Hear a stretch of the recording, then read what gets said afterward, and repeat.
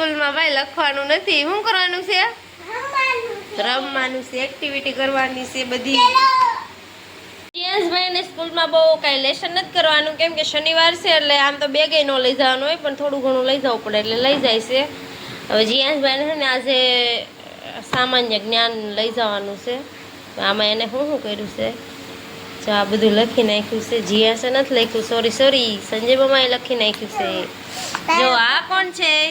જીયાનભાઈ બંબૈયા દીદી. આ કોણ છે? દીદી. એનું નામ क्या है? દીદી ના.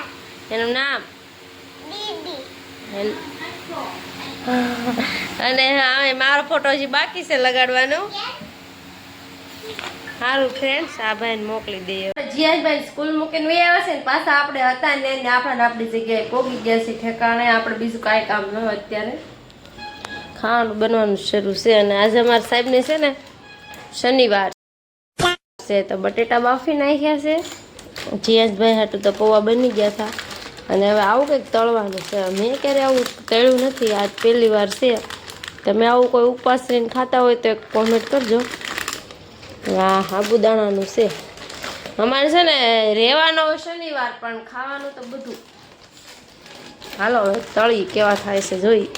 આ તેલાતા તો મોટા મોટા રોટલા બની જાય જો, મસ્ત મસ્ત સાબુદાણા ના હો ભાઈ, કાંઈ ઘટે નહીં એવા. હવે આ જઈશું કંઈક લાવ્યા છે ને, આ તળી કેવું થાય એ જોઈએ આપણે. આ એક એક અલગ જ છે જો, મેં તો ક્યારે આવું તેડ્યું નથી. સાબુદાણાનું વેફર છે, તેલ આવી ગયેલું છે, દાજી જવાના છે. હાલો ફટાફટ તળી નાખો, આવા કંઈક થાય છે જો. બની ગયું જમી લીધું ને અત્યારે ફ્રી થયા ને તો આપણું કામ આવી ગયું છે. જો તમે આજ સવારના આપણે નવરા હતા કે નહીં, તો અત્યારે કામ આવી ગયું છે. અને ગળા કટિંગ થાય છે, કરવા પડે એમ છે. ગળા એ કાપે છે, ગળા જઈશું. અને હું કોકડી ગોતી દઉં મેશિંગની. બસ તો હવે કામ કામ કામ અત્યારે કામ કરશું. જીયાસભાઈને આગળ લેવા જવાનો ટાઈમ થઈ જશે. જીયાસભાઈ સ્કૂલથી લઈને આવીને વાસણ કર્યા, કચરા પોતું કર્યું બધે, પણ જો પગલા પાડી દીધા છે જીયાસે અને પોમાં. અને હું છે ને થોડી ખરીદી કરી આવી છું, તમને બતાવું શું શું વસ્તુ લાવી. કેમ કે અડધું વસ્તુ સ્કૂલ લેવા ગઈ જીયાસે ત્યારે લાવી, અડધું બપોર જઈશું જમવા આવ્યા ત્યારે લીધું. હવે તમને બતાવી દઉં, કેમ કે ત્યારે બ્લોગ મેં લીધો નહોતો એટલા માટે. હવે જોઈ જોજો આમાં શું શું છે એ. જો મસ્ત મસ્ત મંગળસૂત્ર મારા ભાઈ પોગી ગયા. અને આ એક મંગળસૂત્ર છે, આ મંગળસૂત્ર મસ્ત મસ્ત બક્કલ લઈ લીધું છે, કેવું સારું છે જો. બીજું હું લીધું કહું? મારા માટે બુટ્ટી, જીયાસ માટે નખપોલી, લાવ પર્પલ 4 ટી શર્ટ તો એક નંબર છે જો, કાંઈ ઘટે નહીં હો. ટી શર્ટ બહુ મસ્ત છે મને ટી શર્ટ. હાલો ફ્રેન્ડ્સ, આ બધું તો હું ફ્રી થઈ ભાઈ મશીને જ બેઠી હતી, અત્યારે આપણું કામ શરૂ જ છે. જો મસ્ત મસ્ત ગળા કટિંગ કરેલા છે. બપોર જઈશું કાપતા હતા ને એ આવા ચોરસ કરીને ગયા છે કટિંગ. હવે આ વરકમાં મૂકવાના છે તો મૂકું છું.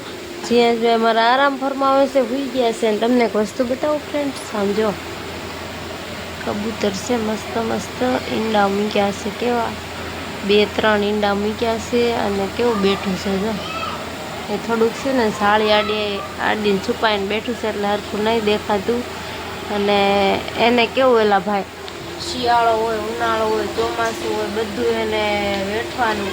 તડકાનું એટલું બધું, તડકાના હિસાબે કેવી રીતે એને રહેવાનું. પછી ચોમાસામાં આખું 4 મહિના વરસાદમાં પલળીને એ લોકો રહે તોય હિંમત નથી હારતા. એ લોકો એક તણસનું ભેગું કરીને એના બચ્ચા અને એના ઓલા ઈંડા માટેની માળો બનાવે. પછી એના બચ્ચા થાય, એમાં કેટલો એ કષ્ટ ભોગવે છે. તો એ બધાને એવું થાય પક્ષીઓને કેવું સારું ઉડવાનું.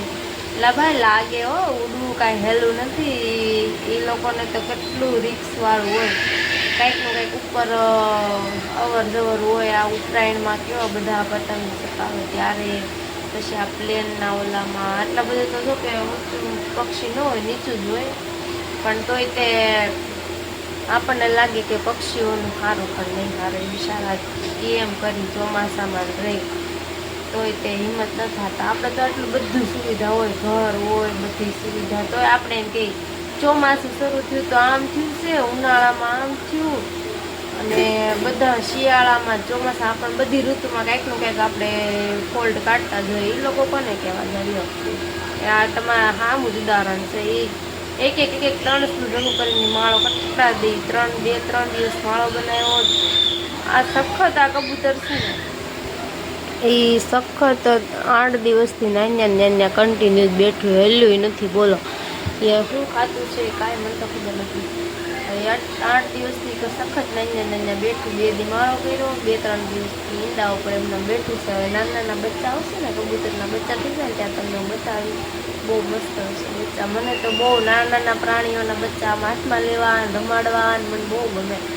અમે પેલા વાડીએ રહેતા ને તો નાના સસલા ને એવું બધું ખેતરમાંથી મળતું ને તો અમને મજા આવતી.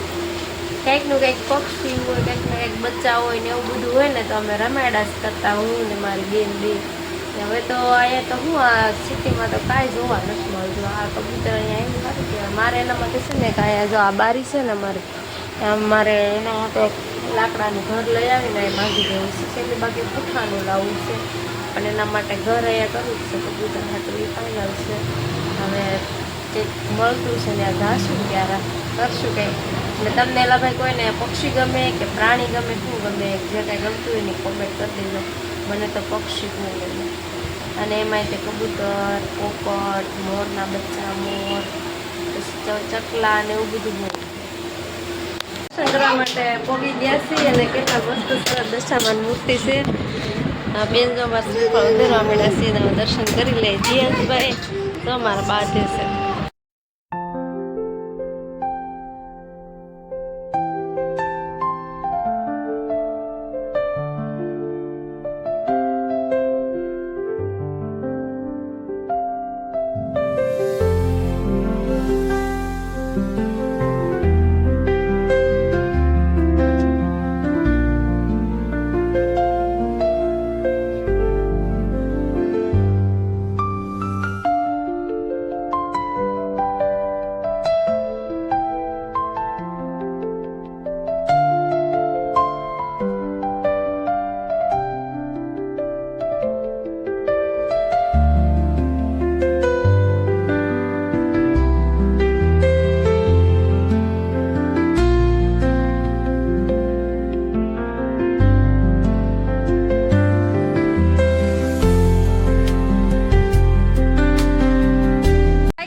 થઈ ગયા દર્શન કરીને વિયાવ્યા છીએ અને જીયાસમાં ભાગ લેવો છે તો જઈએ છીએ અમે.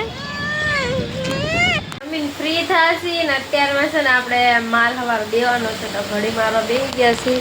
જો આટલાને તો ઘડી મારી દીધી છે, હજી આટલા ઘડી મારવાના પડ્યા છે. એમાં જીયાનભાઈ ફોન જોવે છે. સારું હાલો, આ બ્લોગ કેવો લાગ્યો છે કોમેન્ટમાં કહેજો. આ બ્લોગ આ એન્ડ કરીશું. જય માતાજી બધાને, જય માં Mogal. Good night. More video જોવા માટે લાઈક અને સબસ્ક્રાઈબ કરી દેજો. મળશું નવા બ્લોગ સાથે. Bye bye.